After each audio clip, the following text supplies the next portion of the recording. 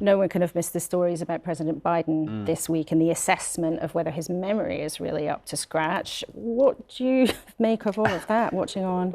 Well, I mean, it's an extraordinary situation, Laura, that the Biden government, after the horrific fiasco of the exit from Afghanistan and setting aside the real problem of the southern border, which nobody has any idea how to deal with. Other than that, this has been one of the most successful administrations since the war.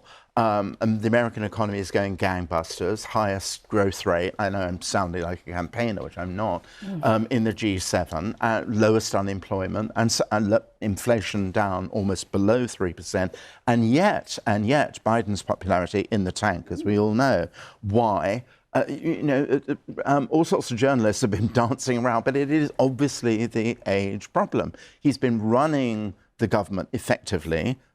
There's no reason to suppose not. And yet, it is part of a job to be president, to communicate very effectively, to get to the end of your sentences, to remember that Sisi is not the president of Mexico, but the president of Egypt. So now there is an extraordinary kind of, it's called in the American press, hair on fire panic going on about the Democrats, about who is going to say, I saw the phrase, take the car keys away from grandpa, and so this is a very interesting but very, very troubling situation. Never mind about whether he's right to stand. Ought he to be, I mean, what is going on in the National Security Council right now? Well, so it is very troubling. Well, a Biden-Trump rematch might be a very unusual election. The unhinged versus the well-meaning elderly.